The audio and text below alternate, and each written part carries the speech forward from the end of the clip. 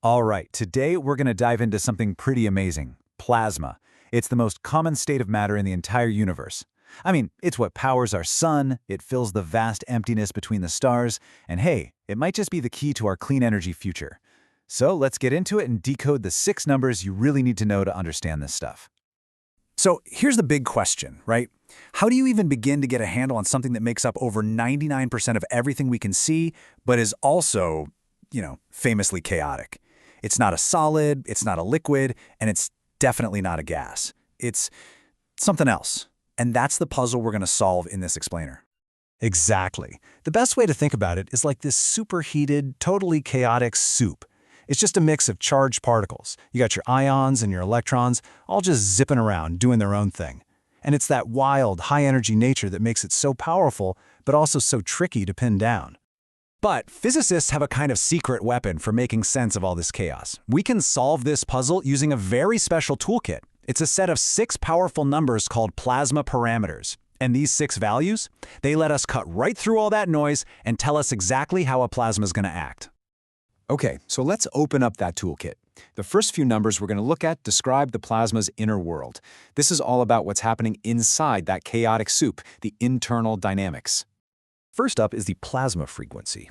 So imagine you just give the electrons in the plasma a little nudge. Well, they don't just move out of the way, they actually start to wobble back and forth around the much heavier ions. This parameter, it's the natural speed of that wobble. You can kind of think of it as the plasma's internal hum or its fundamental jitter. Next, we have the dB length. And this one is all about personal space. Seriously. In this sea of charged particles, one particle's electric field doesn't just stretch out forever. The other particles actually move around to kind of screen it or block it. The dB length is just the distance over which that screening happens. It's like the personal space bubble that every particle has. This one's pretty straightforward. Collisionality. It's exactly what it sounds like. It's a measure of how often the particles are literally bumping into each other. Is it like a super dense crowd where everyone's constantly jostling, or is it more like an open field where particles can go for a long, long time without hitting anything? This number tells us in an instant. And the last one for our internal set is the ionization parameter. This is all about a fundamental battle. It compares the electrostatic energy that's trying to hold particles together to the thermal or heat energy that's trying to push them apart. So is the plasma strongly coupled, where electricity rules, or is it a hot, weakly coupled plasma, where random motion is king? This parameter gives us the answer. Okay, so that's the inside story. We know how the plasma hums, how it shields itself, and how much its particles are colliding. But what happens when we throw something from the outside world into the mix, like a giant magnetic field? How does plasma react to the rest of the universe? And that brings us to our next set of tools. These are the ones that describe how a plasma responds to all those external forces. This is where we get to see how it interacts with things like magnetic fields and huge flowing currents. And this is a big one. This is plasma beta.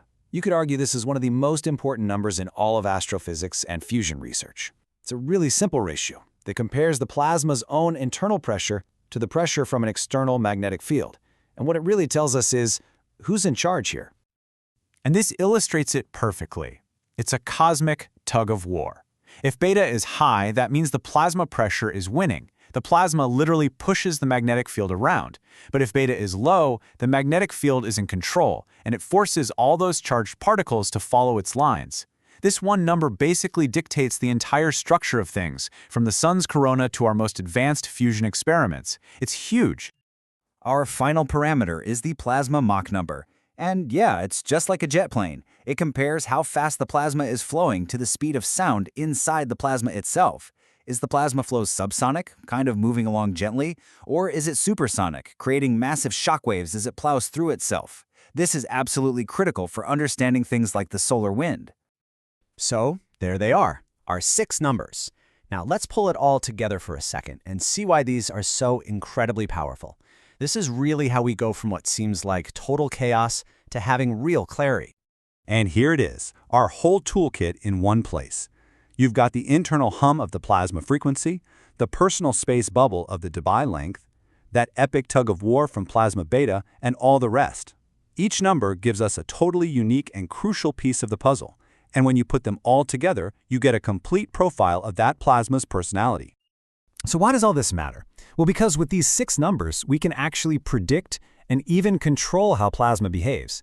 And that is absolutely crucial for, well, for everything, from designing a fusion reactor that could power our cities to understanding these incredibly violent explosions on the surface of stars millions of light years away.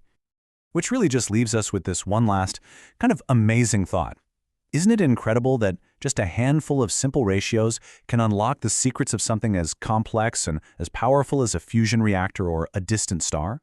It's just a beautiful example of how physics gives us the code to understand the universe. Thanks for joining me on this explainer.